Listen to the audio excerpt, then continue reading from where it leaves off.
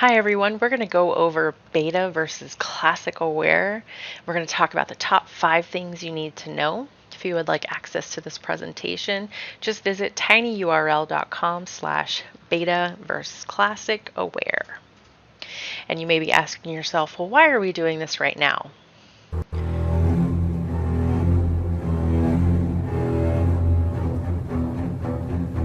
It is coming very soon to a web page near you.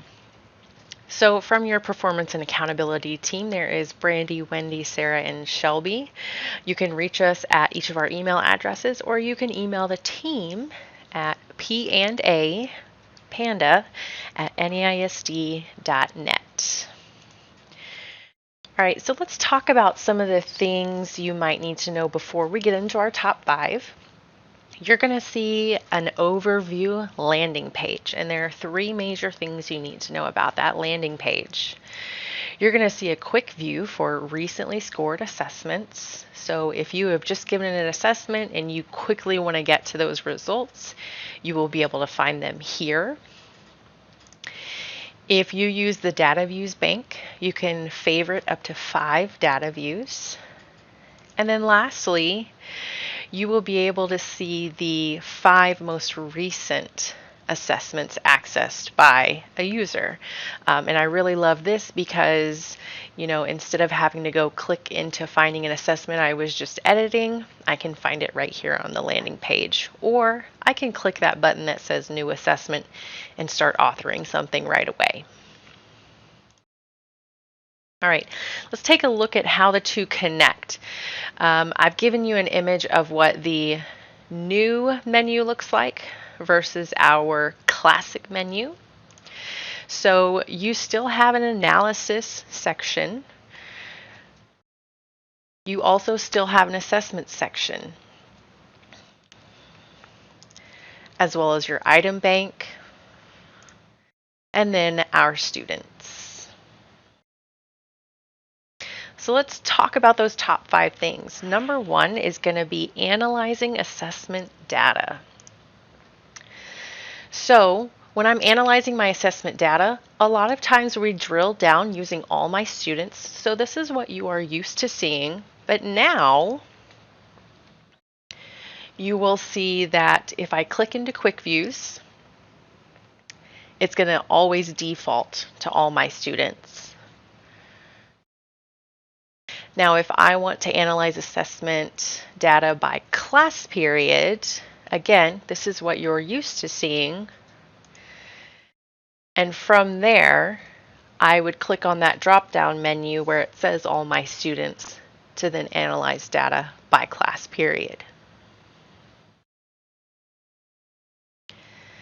Okay, locating an assessment. So if I want to go find an assessment that I need to look at the data for, so previously we would have to click into several folders in order to find that assessment. And it took quite a few clicks until we got there. So I could collapse my menu and there's my data. Now it's a little bit easier. And once you get used to this, you'll find a better rhythm. I can collapse my menu, but then I can start applying filters. And it's going to be much faster to get to where I need to go.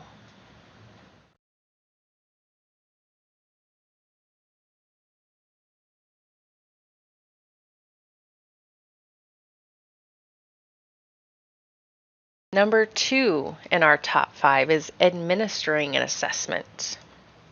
Typically, when we want to administer an assessment, we can click in the top left-hand corner on the Analyze tab where it says Test Available. Now, it's on inside the Assessments category, and it's just Administer.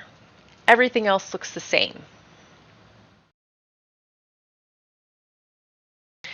All right, number 3, creating and editing an assessment. All right, so what we're used to seeing is I go to the assessment tab, and then down towards the bottom, I've got some options. Now, once again, I'm in the assessment section. I click on author, and then I can click on the button that says new assessment. And I can either create a new blank, existing, quick test key, or from a zip file.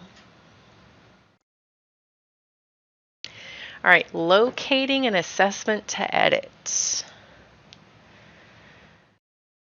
So previously, you were used to clicking down into folders, figuring out if you were in the pending folder or active folder, and then, was it a teacher test, was it a team test, and eventually finding your test.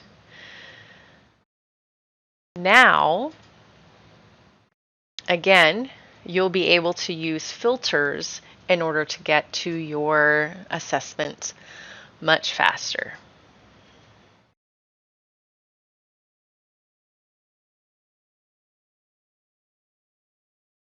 All right, some other filters I want you to consider as you use this and explore this.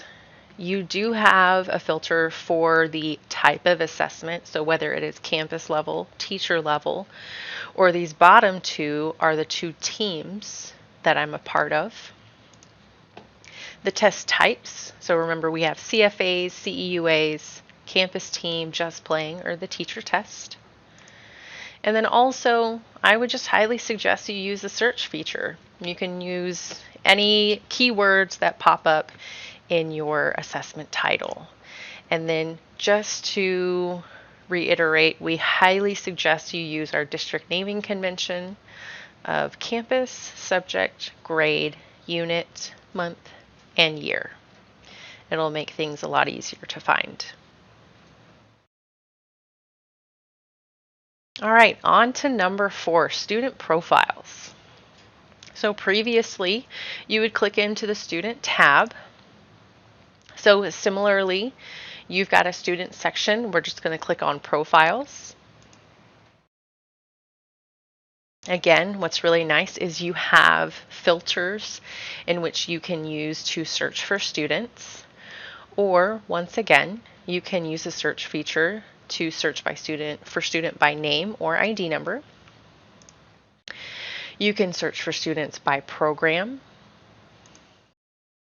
Anytime you need to start filling out forms for students, you can click using this drop-down menu, and this would be a perfect place for when you need to update your ALPs or your linguistic accommodation forms.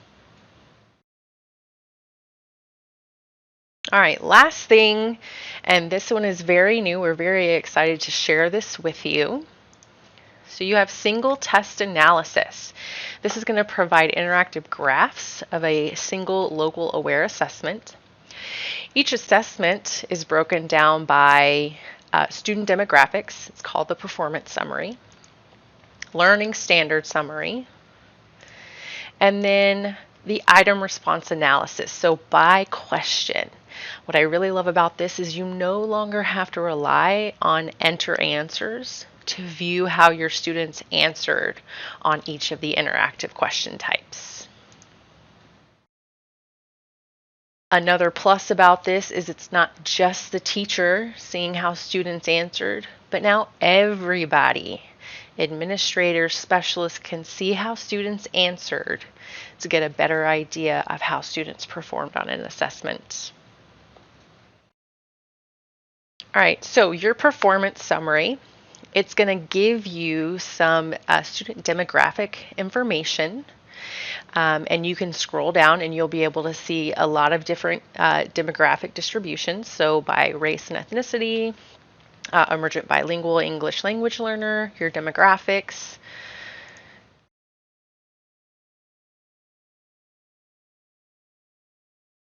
So anytime I click on a different demographic, it's going to automatically change that bar graph to show me how those students are doing by did not meet, approaches, meets, and masters. You can also toggle the button in the top right to either show raw numbers or the percent. All right, learning standard summary. So this was typically on the drop-down menu, and it still is. It's just a different way to look at things. It's also going to include the depth of knowledge labels for each question.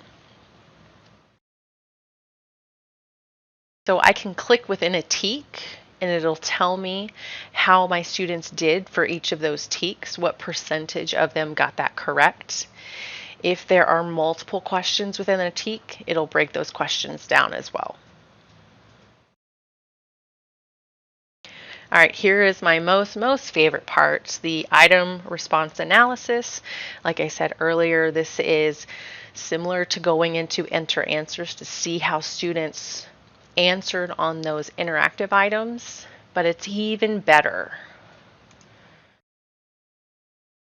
So at the top, it does tell you how each bar is scored. It's got it color coded. I can scroll down and see the original question and answer. If I scroll down further, I can see student information. So that's how the student answered, and then I can click and see what the correct answer is. So I can see how close was my kiddo to getting it right, or, how far away were they. So I can click on another question. I can scroll down and see the original answer and question. And then I can go and see how individual students performed.